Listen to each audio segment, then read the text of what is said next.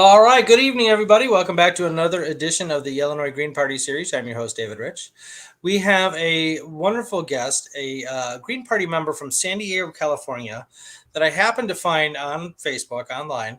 Um, Diana Leyland, right? Leilani.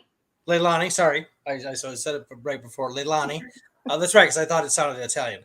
Um, Welcome to the show. How are you? I'm doing great. I'm a little bit nervous. This is my first time live on anything, so On anything? Okay, cool. I Well, might misspeak as we didn't run over words I can't say. So I don't know if there's some words you Oh well, can't yeah. say. If you could, I replay this on the radio on Thursday. So if you could try not to swear, that'd be great. If you Okay. happen to drop a an S bomb or something, that's whatever. Okay. People have we're adults here for good sakes. Well, I have kids, so I'm used to kind of not saying the F word and all that. Okay, good. Very cool. So let me get your info up here so people know who they're listening to.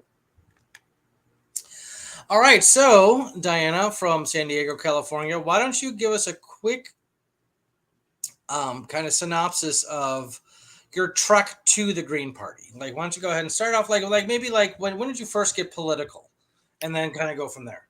Well, I was fortunate enough to have a very political government teacher in high school in my senior year, and he was very eccentric.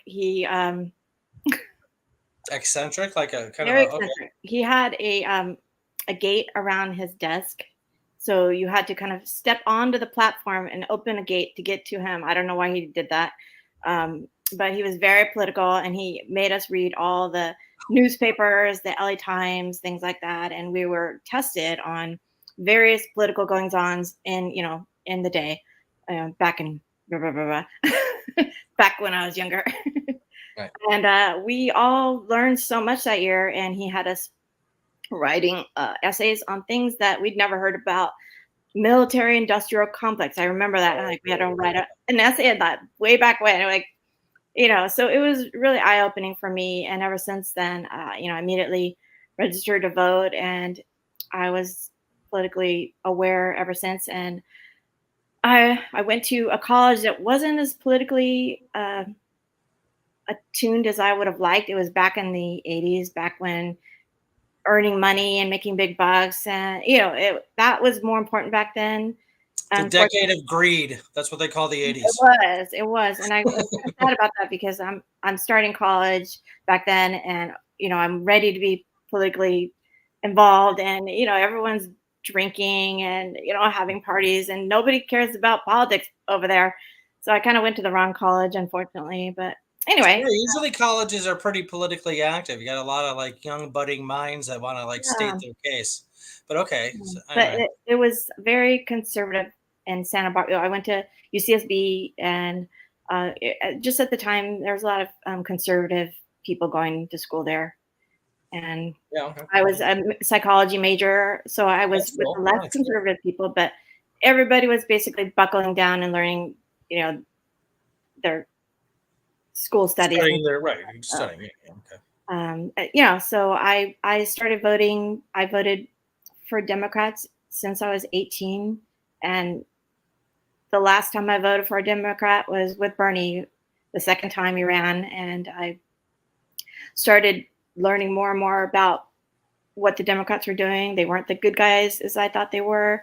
Um, Kind of to back up a little bit, I was very non-techie. I didn't have the internet until sometime in the 2000s.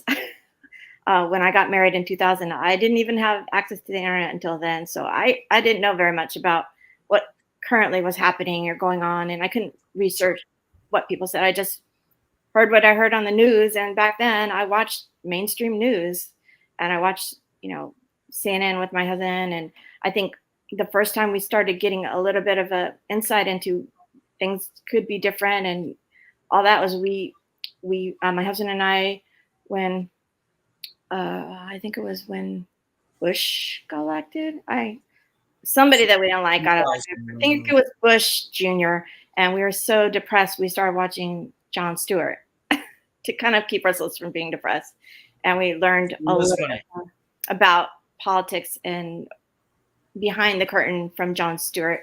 And I'm thankful every day that Jon Stewart did what he did because he really pulled us through, but also kind of enlightened us. And I hope that more people watch people like that and kind of learn more about behind the scene and don't just listen to the mainstream media and what they tell them to do, all that. That was eye-opening for me. Yeah, no, Jon Stewart's he was, I don't know what he's doing now, but he was very funny. The Daily Show was a great show. He took it over from somebody from before him who was far less funny. Right. But I always found it very ironic, and I think most people did. I'm not saying anything new here, that you got like some accurate information about politics from a comedy show. Yeah, it's very true. You know, I trust Jon Stewart over the news, and that's how it's always been. Ever since then, 100%. yeah, it's like I can't believe what the mainstream media says anymore. They're all bought and paid for, so I go to people It's like pretty Jon bad. Stewart. You know, I'll go to CNN only when I want like what I know is going to be a big headline, like when what happened. We'll get to this later. The Roe versus Wade overturn Friday. I just I just went on CNN to kind of get a quick synopsis of what was going on. But besides that, I don't watch that stuff. I have apps that I can do, and independent journalists across the globe, and there's all sorts of other avenues to get accurate information nowadays than CNN and well, definitely not Fox. Oh my God. Ugh. Yeah, yeah. So I mean, it was just eye-opening to find out that the news was not necessarily giving the whole story. I mean, I was very naive before that to think that, well, I'm watching the mainstream news and they're going to tell me the truth, and I really believed that. And I was very much like the Democrats are the good guys up until, Right. I think my final straw was when they screwed Bernie over this first and second time. That was like my. And I don't think a last lot of people event. realize that happened. I think that like a lot of like I talk about that with some of my friends that are Democrats, and they don't realize that they thought that he lost the primary legitimately. I'm like, no, Well, they muscled him out of it. yeah, they suppressed all coverage of anything other than that main story that they wanted to portray. Anything I went to when Bernie came to San Diego, we would get like 3 days notice. We didn't know when he was coming. We'd get 3 days notice. It wouldn't even be a weekend, and it'd be like a Friday, and he'd have like 10,000 people show up, and it would not be Yeah, covered by yeah, news right, anywhere. exactly. Nothing would be covered. They didn't want people to know that Bernie was that popular that he could command 10,000 people in like a matter of like 3 days notice, and they would just show up. And I sat there for like 5 hours to see Bernie, and I didn't even get to see him because the room didn't have enough room to hold the people. I was in the overflow room to see it like a screen of Bernie, and then that lady from Fast and Furious who is a Bernie fan. Do you know who I'm talking about? I don't think I've never Like seen a Rose, I forget, but she was one of the actors in Fast and Furious, and she was a Bernie supporter, and so Oh, she cool. went and talked to the overflow room to kind of Oh, that's neat. Okay, after that's fun. not getting to see Bernie after all that wait. Anyway, so every time he'd come to town, I would go. It was like my big thing I'd do to support him, and it was always standing room only, just packed, and people loved Bernie, and I truly believe that he was that was stolen from him. Oh, Along well, with COVID did not help. The fact that COVID hit right when he's a live campaigner kind of guy. So when COVID hit and he couldn't start campaigning because of COVID, I think that was just the nail in the coffin for him. yeah. So And he's Bernie's a wonderful, wonderful human being, and there's so many people that wish that he would have won, at least to get into the presidential race. And obviously he didn't, but he made a lot of progress for progressives. Sorry, I used those words twice there. right. But he did a lot of good, and I think he took the taboo away from the word socialism. Because there are several false narratives going on in this country. One of them is what socialism is. Like they hate it. They have no idea what it is. They think it's the government controlling everything, and it's not. But okay, so they're thinking of like Russia and Cuba, and those are not exactly prime examples of what counts as socialism. Anyway, Well, I want to just comment on that because good. when I went away from the Democratic Party and I was kind of looking around. I don't know if you can hear me okay. Yep. I was looking around for who to join and who to go to, and along with the Green Party, I was kind of looking at Democratic, Socialists, things like that. Mm-hmm. And I have to say, like a lot of these people in these parties on the spectrum between socialist, democratic socialists, those kind of things. And they keep using these symbols from communism, the Right. hammer and the Hammer and sickle, sickle, and, right? Yeah. those kind of things. I'm like, really? I mean, I feel like they're doing damage to the cause of portraying socialists in a different way other than communism, because they keep lumping these two together, socialism and communism, with this hammer and the sickle. And, along with all this whole anti-Russia sentiment now, I Right.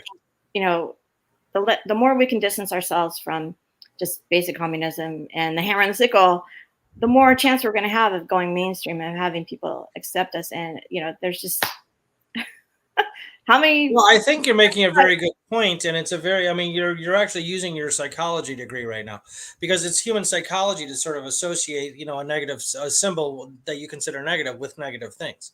Yes. And if you can change, it's like, I mean, this is, I don't know, I hope this is a proper analogy. The swastika is actually an ancient Hindu symbol. Did you know that? But nobody knows that, But you don't dare use it and nowadays, and for a good nobody's reason. gonna ever think of it any other way than with Hitler. Right. That's So you you when can't you use throw that a anymore. swastika up somewhere, you're doing something wrong. You don't do that nowadays. Right. And I And think it's that's the same thing, the lesson same they're thing with not the learning. hammer and sickle. Yes, They're exactly. not learning that lesson, that you just can't just use this symbol because, you have read all the books on Karl Marx and you kind of identify with something like that. It's always gonna be associated with communism, and communism is With gonna be negative. Stalin and the the 12 million people he killed and all that stuff and the oppression, and yeah, and it's just the symbol of the on the flag of the USSR. It's the Cuba didn't have it, China doesn't have it, Vietnam doesn't have it. So it's just a one country symbol, and it's like, yeah, it's super taboo. Real quick, first of all, I want to apologize to everybody. Sometimes when we do the show, some freaky stuff comes up on the comment section, and I can't get rid of it. It's like some weird sex stuff. Just ignore it. But Carrie Chet Campbell is saying, run as a Green Party candidate for local, state, federal office and vote Green Party. Yes, thank you very much, Carrie. I don't have my glasses. Carrie, I think. And Matt Weber is watching. Matt, thanks for joining us. He's a regular. So okay, cool. All right. So that was your trek to, or was there more? I'm sorry. Is there more to the story? Let's see. Well, I also had kids, and I think when someone has children, small children, Kids are good. you lose the amount of time that you have to do research when Oh you're yeah, you child. you have to do So, anything. having two children, at the time, it just politics just had to take a back seat, and I had to focus on getting sleep and taking care of raising children, things like that. So I think that kind of also delayed my progression to becoming in the Green Party, getting out of the Democratic Party and things like that. So yeah, now that my kids are older, I have more time to learn about what's going on, and it is time consuming. And I honestly, I don't really watch a lot of audio things because I like to kind of scrunch my information gathering in like a small amount chunks as possible, and you know to even have the luxury of sitting in on somebody talking for an hour, that's a lot for to ask a lot of people who are busy working and things like that. So that's why I think we could find ways to kind of make little bullet points and little tiny little nuggets of wisdom and pearls that we could kind of share with people that don't have the time to sit for an hour to listen to people like us. Yeah, no, for sure, absolutely. That's a really good point too. I like we were saying, like the mainstream media is just pretty much for the most part off the table for me as an option. But looking, I mean, I read a lot of articles and books on stuff like that because I know that that if you took the time to write an article, or a book, you probably took the time to do the research. It's the news just needs to be. I don't know if there's a famous movie where I think it was Glenn Close was like the head editor or whatever, and she published a story which was false, and she knew it, but she didn't know it till after it was going through the presses, right? And I remember the comment. She's like, "We only have to be right for a day," which is kind of like the adage or the motto for media, day to day media is like, we just heard this. Oh, breaking news. We just heard this. So we're going to go ahead and report it, and the next day it's like, oh, sorry, that wasn't even close to being true. So it's a constant like keeping up with what's true, what's not true in mainstream media. So yeah, it's tough. It's very tough. And you're right. I mean, I don't have any children that I know of, but it's true that I mean, I was a child once, and I was pretty high maintenance, and it took a lot of my parents' time. So yeah, no, don't fault yourself for that. Kids are wonderful things, and they're our hope. I hope you raise them to think about the environment. We're trying. We're trying. I do all the time. Try to kind of say, oh, let's save water. Let's not do this. Let's not throw away that. Let's conserve this, recycle this. And so, we're in California, so we do have a lot of Sure. support in that area. But yeah, it's a constant battle to kind of teach kids to, think for other people rather than just themselves. But I Yeah. think they're pretty good kids so far. Good. Very cool. All right. So you became dismayed with the Democratic Party in part at the end there because of what they did to Bernie, which is legitimate because it's off. I know other Green Party members that went through a very similar thing, and that was kind of like the icing on the cake or the final straw, I guess. Yeah, for sure. They were like, screw this. This is stupid. So, and they found the Green Party as a better option. Now, obviously, we both know that a third parties in this system, in this two-party system, have a lot of uphill battles to fight for sure. Yeah. And there's a lot of pressure. I got a lot of, even in California, even in San Diego, I got a lot of blowback from my Democratic friends. And I actually lost a friend because of this, because I wouldn't vote blue no matter who. This friendship of 15 years and dissolved over that issue. So it was really bad. It's terrible. Yeah, it was terrible. I mean, I was shocked. I couldn't believe it. Like, really? You're going to end our friendship? That's a bit much. Over that? Over that. Exactly. I mean, but there's a lot of anger. And the Democrats, they want to blame somebody. They want to blame the Republicans. They also want to blame the Greens. They want to blame the Greens for everything. The third party candidates. So on the right side, it's the Libertarians. On our side, it's on the Democrat side, it's the Green Party, that we steal votes from their candidates. Yeah. There's no such thing as stealing a vote. Okay, you vote. The way to vote is to go your conscience. Okay, and the fact of the matter is like, especially you can tell now with the whole Roe versus Wade thing, is Democrats had 50 plus years to do something to, ossify abortion rights into federal law, and they did nothing. They're definitely not enough is being done about climate change and pollution and that kind of thing. And Democrats are just as well, not just as, but are as at fault about it as well as Republicans. Republicans are like, the way I say it is that Republicans have just turned into like pure evil. I don't know what the hell their problem is. And Democrats are just kind of complacent and not doing enough. But as a combination, I kind of disagree about the complacent thing. I think that they are complicit, not complacent, and what their plan is. But they're very complacent. Well, complacent means like, whatever happens, and I'm just gonna like let happen, and it's not intentional. But complicit is when you are intentionally causing something to happen. And I think the difference between the Democrats and the Republicans is that Republicans will say, yeah, we're gonna end this. We believe this and we believe that. We're gonna work to end it. And they're more direct in their, decisions.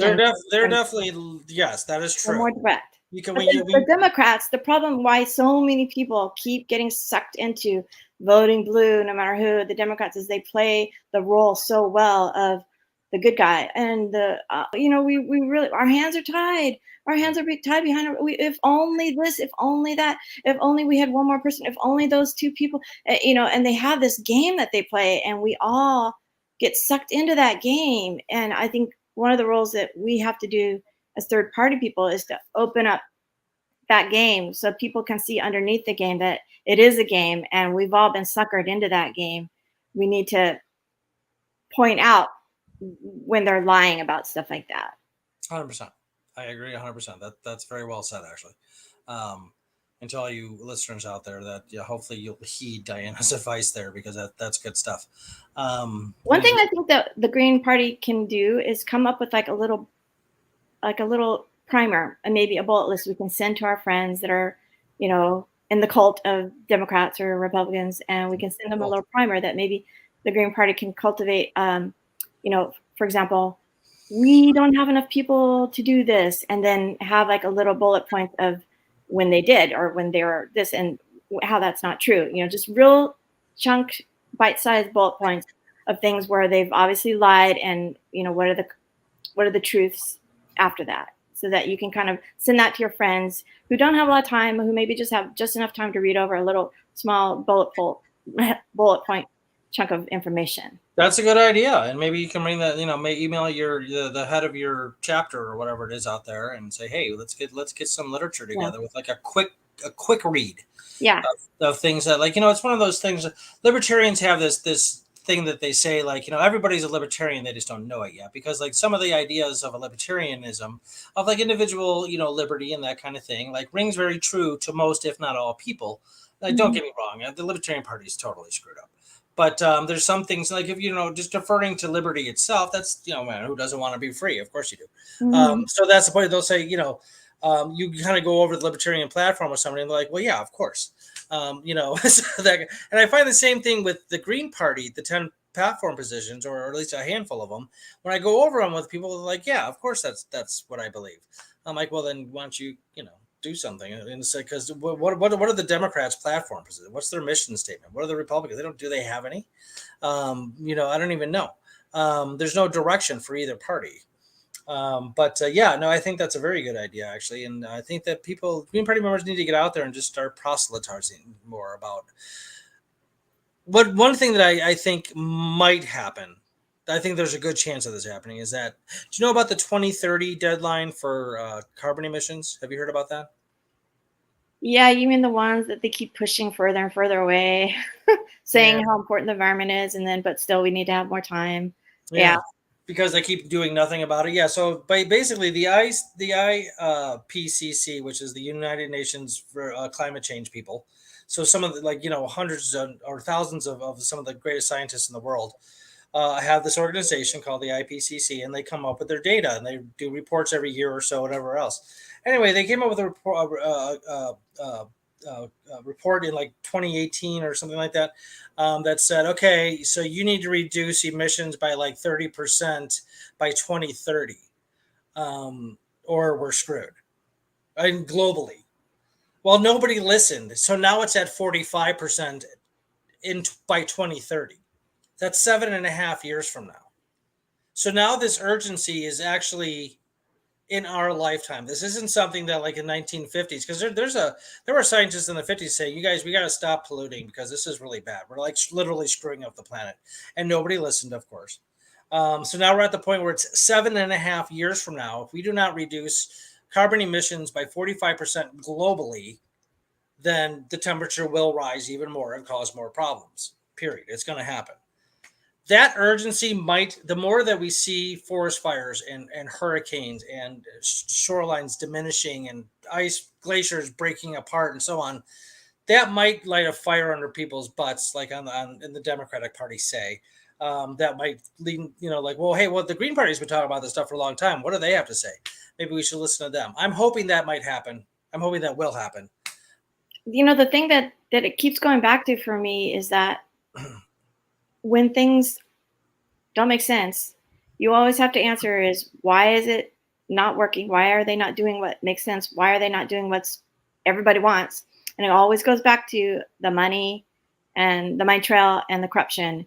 When they're being bought and paid for by, the oil companies and big business and, the 1%, they're going to do their bidding. And, we keep bidding, banging our heads against the wall. Why aren't they doing this? Well, this is obvious now to pretty much anybody that is paying attention, that they're not going to do what's right for the country, what's right for the earth, what's right for, the American people, until they stop being bought and paid for in the corruption process by, all these big tech companies and big oil and things like that. So I don't know how we're going to do it, but we need to sever those ties. We need to make it somehow illegal. I don't know how, because I'm just an average person. But we need to sever those ties. They can't keep taking bribe money. It's basically bribe money. All these donations and things Lobbying like is bribe money. Yeah, 100%. yeah, lobs. It's just lobbying is bribe money, and that should be illegal. And that's the only reason things aren't happening, is because they're just being Well, bought. because the people that would make it illegal are the ones that are benefiting from the Right. lobbying. So How does that work? How do we fix that? yeah, exactly. I don't know, but like you said before, you got to just get the right people in office. Right. Maybe you said that before the show, but yeah, you got to get the right people in office, and that's how you do it. But how do you do that? It's a very, very tough situation. It's overly complicated, and so it's very difficult to solve it because there's so many different moving parts and variables and blah blah blah blah blah.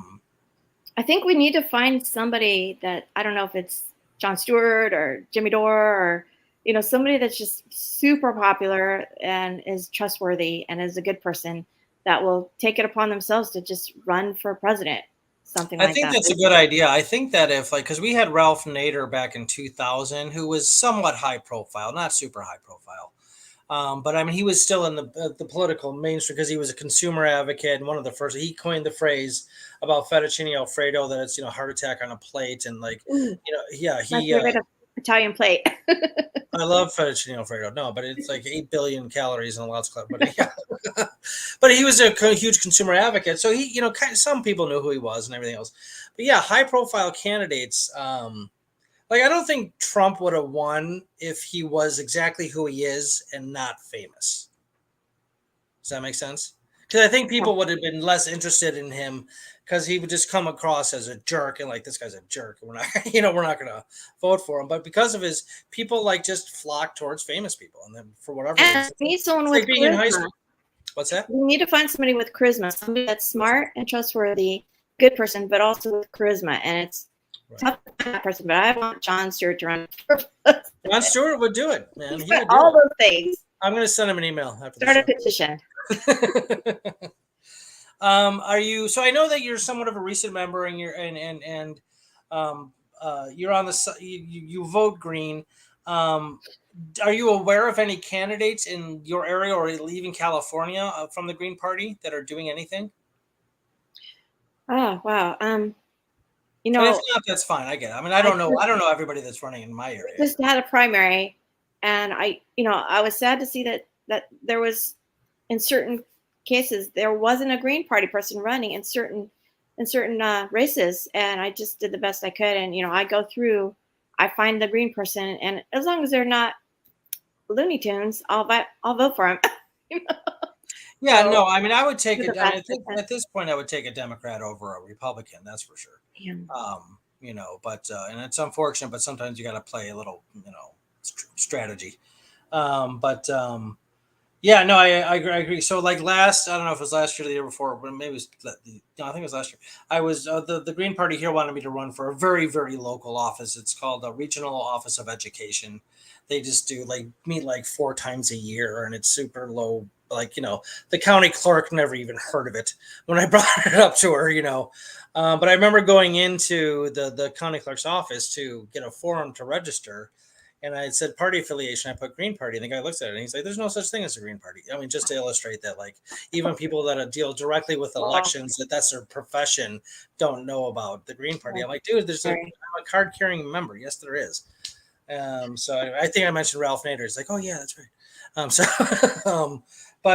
Yeah, no, we have a lot of work to do for sure. But like I said, maybe the urgency might help us a bit. Not that I want that to happen, but. Oftentimes people, when their backs are against the wall, they'll react. So, all right, Vera, how is San Diego? Do you like San Diego? Well, we're going to be keeping cool when global warming starts kicking in. But yeah, it was like 95 degrees today, and we're only 10 miles away from the coast. So really? it's getting warm even over here. And, Is it usually pretty cool there? I don't know anything about San Diego. Yeah, it's I feel like the weather has definitely gotten warmer over the years. I've been here since '89, and we live 10 miles inland, so it's typically 10 miles hotter here from the coast. So I mean, we may be coastal property as soon as No, the shorelines are disappearing, folks. I mean, it is true. Beachfront property someday. Yeah, exactly. Yeah, the NASA has satellite footage of beachfront of shorelines in Hawaii from like 25 years ago. Let's say it was about this much. Where am I? And like from like a couple years ago, and it's this much. Like you can see it's going away. Yeah. It is crazy what is happening. And I, because of this show and other things that I do, I just do a lot of research. I was reading stuff today, more research by like top scientists and stuff like that. I mean, it is just not looking good. It is not looking good at all. And there's an article today about like that the oil companies are lying. Like they say they're doing all these things that they're not doing, and nobody's calling them out and that kind of thing. So yeah, whatever. Okay, cool. So here you are. You're a Green Party member in San Diego, California. Um, what do you think about? Let's talk about some issues. Let's do that. Let's because I want Oh, you. well, before I forget, I was wanting to kind of go a little bit into what I think we as Green Party people can do to kind of help wake up the rest of Okay, do our it. friends and family. And I'm on Facebook, so I don't do TikTok, but I think the more people are on different venues, to reach the younger people who are on TikTok or Twitter. I'm not on Twitter either, so anything that they can do to kind of introduce things to people would be great. I think like where the people who want to influence other people sometimes go wrong is they start by talking down to the other people. They start by name calling or, a lot of coercive controlling techniques that don't work. It never works. But for some reason, people always try to convince you to believe what they believe by making you feel inferior. And it's the wrong way to go about it. And so that's what I try to do is try to not judge people. The first thing on my Facebook profile, right? The first thing people read is, just, we're not here to judge, and you need to have an open mind, and let's just listen to each other respectfully. Those kind of things, just an open mind, not try to control other people, but just hear and empathize with each other, and that's the best thing we can do. What else was I gonna? Yeah, just empathy, and just try also to kind of relate to the person's personal perspective. So, for example, if I know I'm talking to somebody that's religious, I know that if I can throw in a biblical reference, that's gonna jibe with them. That's gonna make them think, oh well, it does seem interesting that if Jesus were alive today, he would be a socialist or a Green Party person, most likely not a Republican or a Democrat because of his beliefs. He'd probably be put in an institution for mentally insane people today. So I try to kind of throw in a little bit of humor, a little bit of referencing to that person's world. If they're into Bible references and things like that, show them how Jesus would have done this. What would Jesus have done if he was alive today? He helped the poor people. Yeah. Would he, side with the people? Not, those kind of things. All the things on the Green Party platform are, what would be, a modern day Jesus. Anyway, so relate to them and, try to bring them in that way. What else do I do?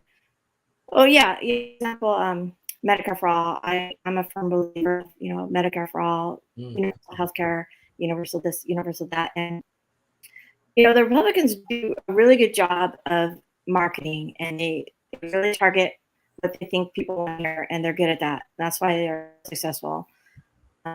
What we could do as Green Party people be to market, how does this benefit things like small business, for example? A small business company benefits greatly from universal healthcare because guess what? A big part of their expenses is paying for healthcare for their employees. And if they don't have to do that, the businesses can thrive, they can profit more, they can flourish. It's good for company morale because then you're not staying at a job where you hate your job, and people that hate their jobs don't do good for anybody. They don't help the company, they don't help themselves, and things like that. And so if the company can just have people that want to work there because they don't have to work there because they can have insurance wherever they go, they're going to do better. They're going to have a great thriving company that isn't bogged down by costs of insurance. So I like to do that to try to kind of bring people into the fold to, use what's important to them. If they think small businesses is very important to them, throw that argument in and go, the Green Party would really help small business people. Yeah, no, absolutely. I mean, everything you just said is spot on, correct, and true. I don't know like Medicare for all is like just seems like such a no brainer to me. Like I mean, why would you not want Medicare for everybody, equal Right. access without bankrupting you? I don't get it. I think there's a lot of just sort of like nationalism and American, pride. Like, well, that's not American, and this is Mm. just capitalist nonsense. That keeps it at bay. But yeah, no, everybody would benefit, literally, and how and the burden of paying for somebody's insurance costs got put on businesses. I don't even know how that happened. Yeah. But no, that's a terrible thing. You're right, because the only ones that Right. can afford it are the big corporations, and who the hell wants to work for them? Exactly. Exactly. you know. Yeah, and all sorts of like I try to stay away from big corporations with my jobs, and I work at small places. None of them offer insurance, which is fine. I mean, I have my own, but it's just And other countries do it successfully. That's the thing. He's like, it's a "Get it like I said, done." it's a And no brainer. Like if you it's just can every do it, you argument got against the it business, is so wrong. it's doing well everywhere else. Yeah, exactly. Yeah. I mean, I know anarchists that are all for Medicare for all because, like, anarchy, there are people like, well, as an anarchist, we care about people. That's the whole point. So like, just because I don't believe in big government doesn't mean I don't want people to be healthy. That's you know, yeah, And the truth of the matter is that college used to be free, even in America, and people don't know that because it's been a long time, and people don't um, know the history of America because it's not something that's being. It's probably being suppressed, probably being censored. They probably don't want American people to know that you used to be able to go to college for free. yeah, I didn't or know that. super cheap. No, I Yeah, mean, didn't know that. Do you know who Noam Chomsky is? In name, I don't know a lot of like all the different things that he's said or done. He's considered to be one of the most important intellectuals in the world. He actually invented modern day linguistics. He's a brilliant man, but he's also very left and very, very politically and socially and economically active. He's written tons of books on this stuff. Somebody that you don't trifle with. If you're going to go against Chomsky, you better have your ducks in a row because he knows what he's talking about. Anyway, yeah, I remember him saying in an interview that he went to like school in like the late 40s, early 50s, whatever it was, like Harvard or something like that, or Yale, whatever it was, for like $100 a year. Yeah. He's like it wasn't a problem. He's like it just it became this issue over Yeah. time. Now you're dropping. You go. What do you what? How much is it a year to go to Harvard now? I don't know. $100,000 a year. I don't know. I don't know, but it's pretty unaffordable. Yeah, no, it's ridiculous. Like, the economic situation in this country is just outrageous. Medicines is too expensive, healthcare is too expensive, schools too expensive, gas now by currently, cars are super expensive. Everything is super expensive. I'm not even just talking about right this second because of inflation, just in general. And salaries are not rising in proportion to the rise of costs. They're just not. Yeah. So anybody, and this whole, oh, if you work hard, you'll be fine. Crap. I know plenty of people who work a lot harder than most rich people, and they're not making nearly as much money. So don't give me that nonsense. Well, I think like if they keep people working for their survival, they don't have time to read about politics. Yeah, They're so busy getting to the paycheck to paycheck that they're just barely above water. And if they keep people that way, then they don't know enough to fight against it. So it takes time to learn about politics. yes, it does. Especially to get to the truth of the matter, because there's a lot of Exactly, because it's rubbish out not easy to find the truth. That's for there. sure. That's for Right. sure. Yeah, One thing absolutely. I also try to teach my friends on Facebook about, and I encourage the Greens to kind of keep promoting, is MMT, Modern Monetary Theory by Okay. Stephanie Yeah. Kelton. And so if you understand her, and there's some videos that are short, like maybe like 15, 20 minutes, 30 minutes videos, as long as they're by her. What's It's her name? Stephanie Kelton. She was Calton. Kelton. Stephanie Kelton. All right, hold on. We'll And look she her was up. So actually, I have it in my um, Google memory. So after the show, I can look at it. yeah, she was actually Bernie's economic advisor when he was running, and Really? she American had economist. Okay.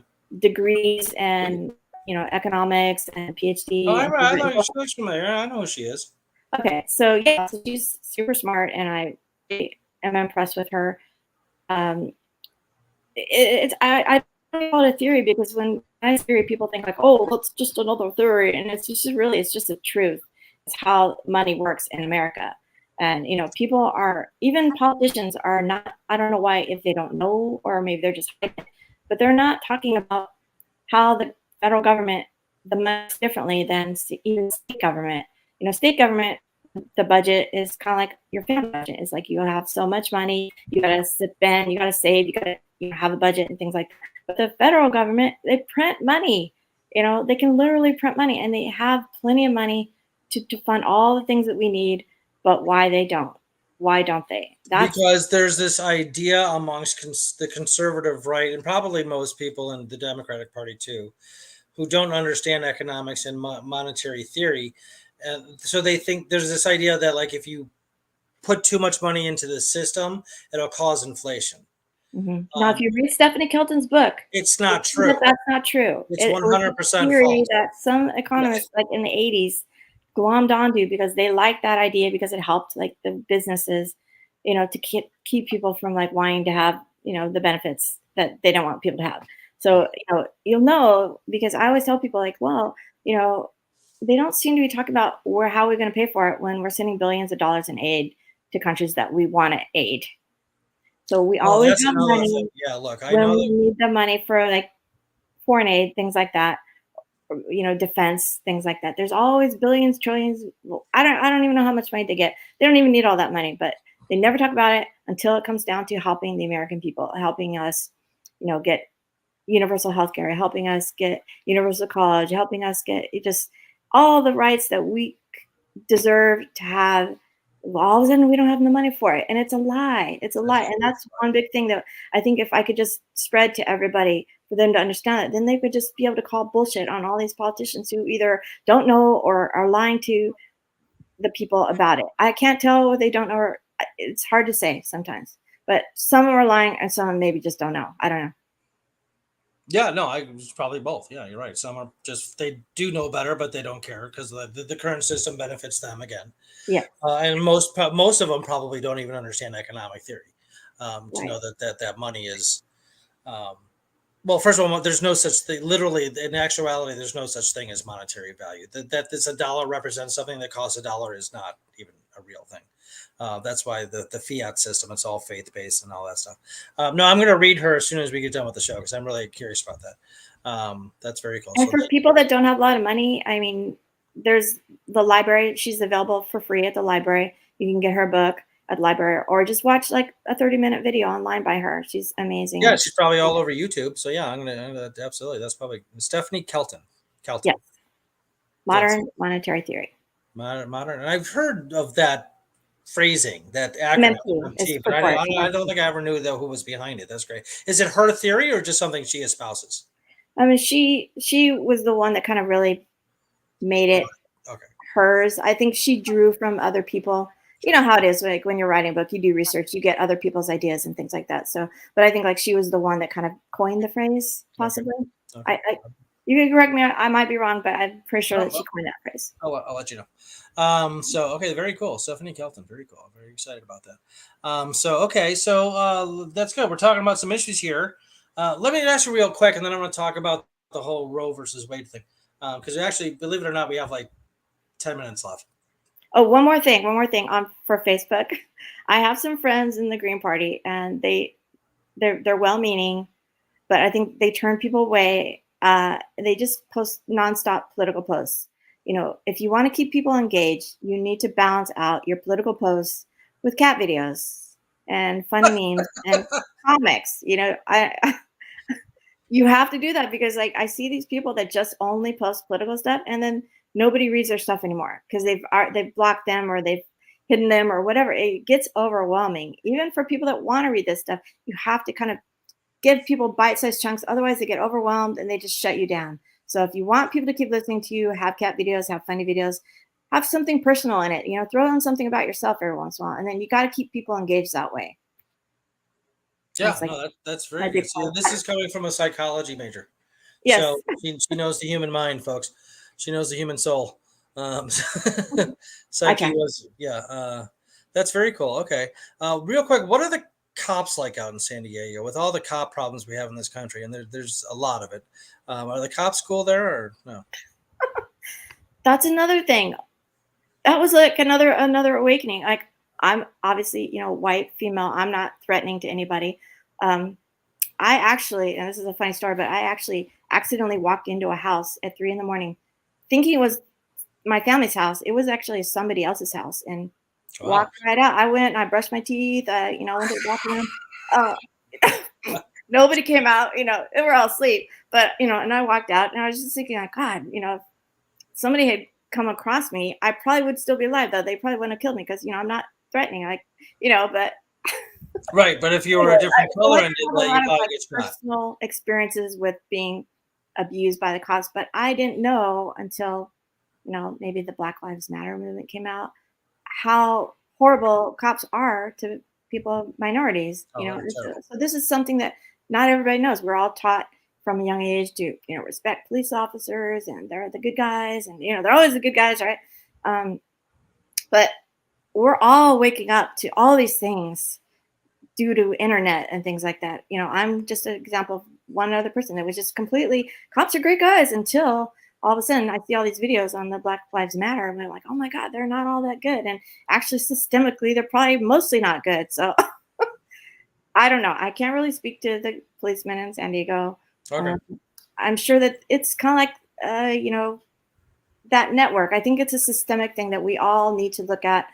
Why are they systemically across the board doing things bad to people, bad to minorities and things like that? We need to look at how can we bring about change systemically, not just one guy here and another guy there. Well, it's because policing in America, who writes the laws? The legislators. And since just about the inception of the country, it's been white, male, European, Christian landowners Mhm. that made the laws. Right. That's it. I mean, literally, one of the scary things, and we'll get to this in a second, about the whole Supreme Court now being, referring to the literalness or the textual literalness of the Constitution, is the Constitution was written by a small group of white Christian male Europeans, mostly English, Slave owners. for them. Nobody else was included in their laws. There's still the 3/5 clause in Article 2. Yeah. Where slaves were considered 3/5 of a person. Oh, Mr. Right. Thomas, would you like to go back to that? That's crazy. Why are we even buying information or anything from these slave owners? We need to evolve. I can't believe that we're referencing things that happened like 100 years ago. It's ridiculous. Yeah, no, it's crazy. But that's probably, I mean, that's the cops at the end of the day are just sort of mindlessly enforce the law. Whether it's morally right or wrong, they don't care. I mean, when Rosa Parks got arrested, segregation laws were literally in the books. She was not legally allowed to sit at the front of the bus. So the cop said, and the cop is quoted as saying, I have to enforce the segregation laws. Well, you're still a moral agent if you're a cop. You don't magically lose your free will and your ability to reason. So, you don't have to do anything. The fact that you did makes you just a bad person. Yeah, no. So, yeah, no. I mean, just bad people made the laws for a long time, and we need to change that. I'm sure the Republicans want to go back to that. But anyway, so we only have a few minutes left. You see how fast that went? That went by so fast. Isn't that crazy? Conversationalist. Thank you. Oh, thank you. So let's end it with Roe versus Wade. Go ahead. Okay. Well, first of all, shocked but not shocked. Shocked because who would have thought that this would have happened in our lifetime, Right. But not shocked because we saw them lining up the pens, and anybody that's shocked how those people that just got appointed by Trump, how they voted, need to, I don't know, get a lesson in reality checks and things like that. It's almost flabbergasting. It is. It's baffling. Like, it's just like, again, I just, listen, they're not the only people. Like, first of all, I find it like just systemically outlandish that 9 people get to decide the behavioral patterns of hundreds of millions of other people. That's just stupid. Okay. I mean, that is not a testament of a free country. That you're going to tell me what I'm going to do with my body is not. No, that's not cool. And that obviously the court was populated by people, three judges from one president. That's huge. That's a huge amount of judges. And we just saw it happening, when RBG died, and everybody's like, oh, that's it. It's over. That it just tilted to the right. But the question is, why did the Democrats not just codify it into law?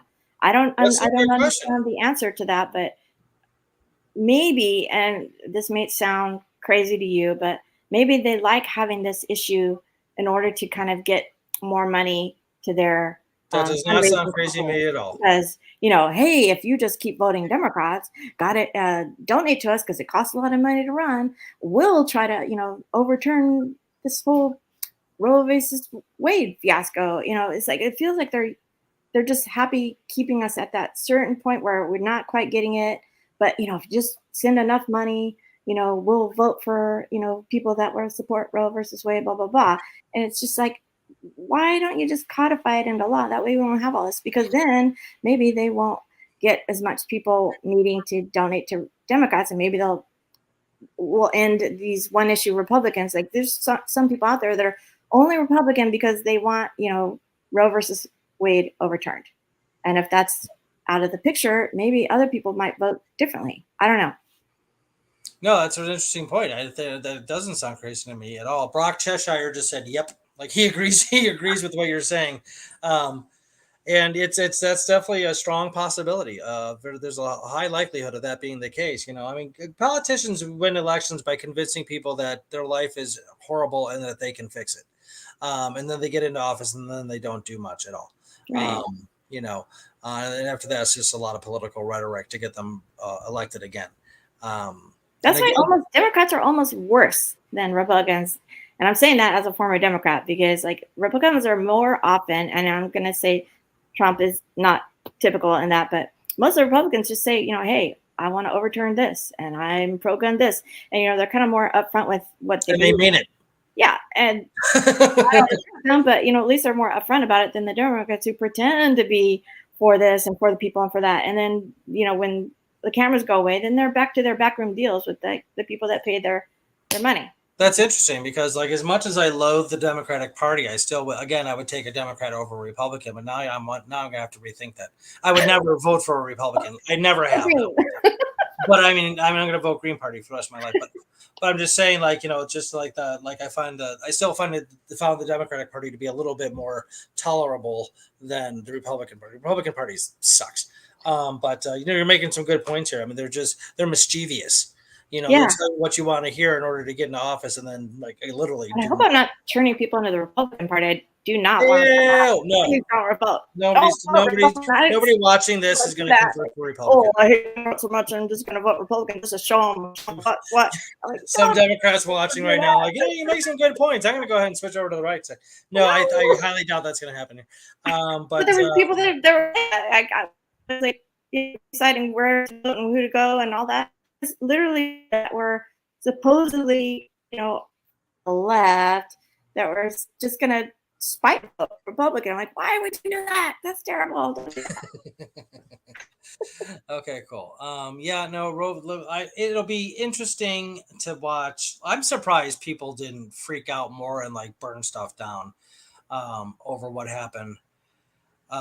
Brock Cheshire says nothing wrong with attacking Dems from the left. That is correct. You're right. They deserve it just as much as anybody else. But I'm surprised there wasn't more like violent riots and stuff like that in the streets over the road. Like, I mean, the whole ever since that thing leaked, I'm like, if you guys do this, things are going to go badly. And it still might happen. I guess there were some people that climbed the Capitol building. I feel very confident about that, because I'm only a nonviolent person. I am too. I am, and then the people that riot, they're the ones that are they get killed, they get put into jail, and are their sacrifices really accomplishing things in the bigger picture? Well, let me ask you this I don't know. real quick. Do you think Derek Chauvin would have gone to jail if the world didn't burn down? Derek Chauvin, the guy that killed a 17-year-old, the guy who killed George Floyd. Oh, remember the whole world freaked out. Yeah. Do you think that he would have even been tried? I think the reason he got tried was, someone caught it on video. That's really when things get caught on video, then they can't say that didn't happen. I know, and this is all from the advent of cameras on cell phones. Thank goodness. Think about how much did cops get away with before that? Oh yeah. We all woke up when they started filming things like that. That's when we all woke up. We all thought the cops were the good guys, and everybody, and when that's why I was feeling conflicted because when you have the people burning down things, it kind of feeds into the Republican narrative. Like, well, we got to we got to have more guns, protect against these crazy people that are, all rioting in the streets and things like that. And that's why I'm conflicted, because I know that it does bring awareness. It brings, like, of course the news are going to cover it. So it brings awareness, but it's at a huge price for the people that are fighting for that cause. It's a big price. And they, then the Republicans have more reason, like, oh yeah, we got to get more guns, protect ourselves from these crazy people rioting in the streets. Sure. No, you're right. I mean, it's a vicious cycle for sure. Yeah, I don't know the answer to that. Still It's thinking a on tough that. one because at the same time, governments respond to violence. They Yeah, do. and the news So, I mean, reports it. The news reports it, and they right, know that. right. If you have a peaceful protest, or like with Bernie, there's nothing happening violent at a Bernie. 10,000 people are there, but nobody reports on it.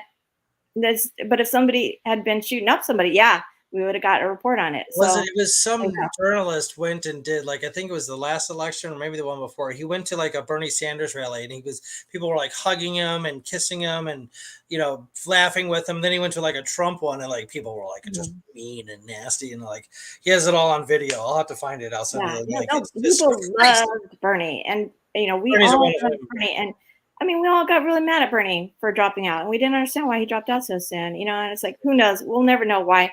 People say that he got death threats and yada yada, or maybe like the political pressure. When he goes back to have to being a senator, I don't know, but we all got really heartbroken when he dropped out. I heard that Vermont wants to secede from the union and make Bernie president of their own country. So we'll see what happens. We might move to Vermont. I'll join that union and like have like a little blue country. That'd be Let's awesome. try that. We are done. I mean, we are actually a minute overtime. Isn't that crazy how Oh, fast that went? wow, that went fast. Okay. Thank Yeah, you for goes by. including It me. just zips by. So yes, Diana Leilani, thank you so much for coming on the show. Great My to pleasure. meet you and talk to you. And we'll have to stay in touch and keep my finger on the pulse of what's going on in the San Diego, California Green Party. That's very cool. Yeah, Yeah, definitely. thank you. All right, you take care of yourself and be safe. Be good. Everybody, thank you for tuning in to the Illinois Green Party series. I'm your host, David Rich. Till next time, be good, be green. Thank you. Bye-bye. Bye-bye. Bye.